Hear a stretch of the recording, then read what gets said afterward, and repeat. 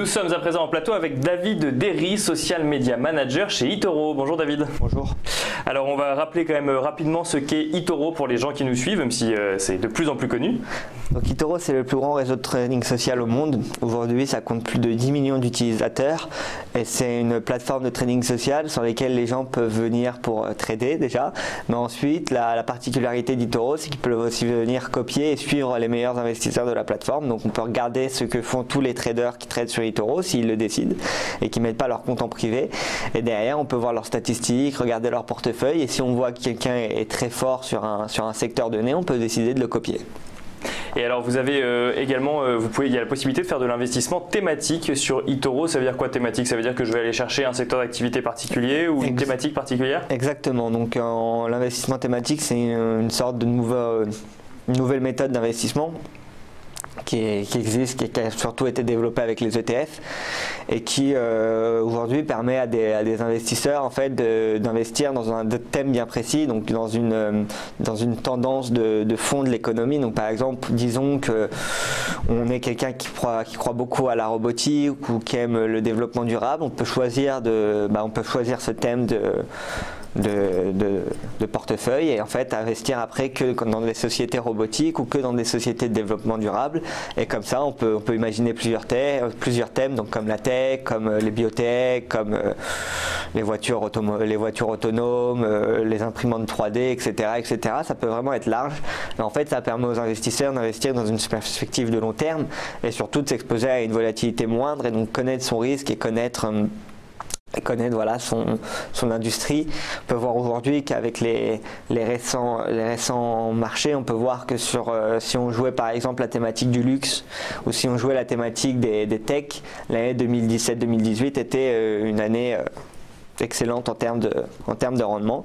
Et donc chez eToro, on propose un produit pour satisfaire ce genre de besoin qui s'appelle les copies portfolio, anciennement appelé copy fund.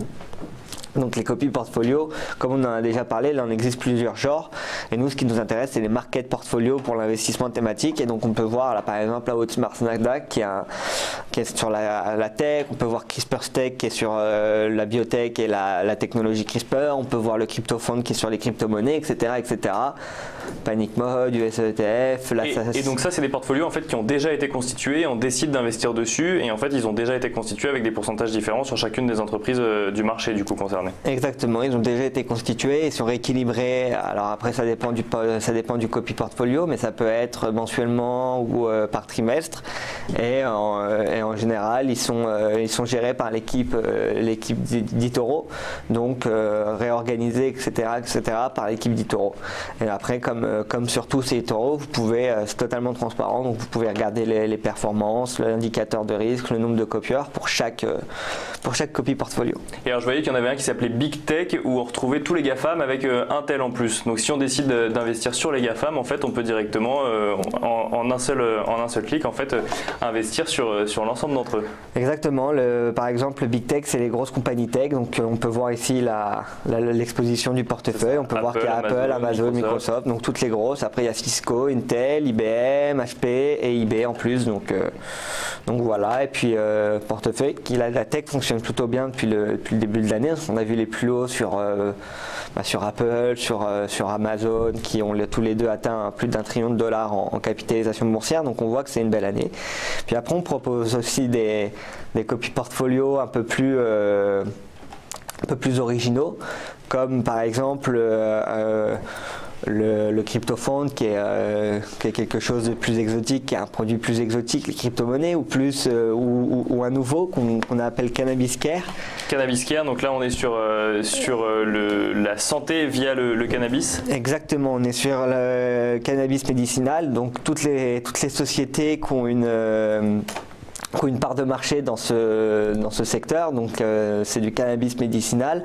Et aujourd'hui on peut voir que de plus en plus de grands acteurs s'intéressent à cette industrie qui est une industrie naissante, que ça vient d'être légalisé à but récréatif aux États-Unis dans 9 États, au Canada, en Uruguay, donc ça commence à arriver, de plus en plus de sociétés se mettent à l'intérieur et nous on pense chez eToro que ça peut vraiment valoir le coup de proposer un produit pour nos clients clients qui souhaiteraient être alloués sur ce marché.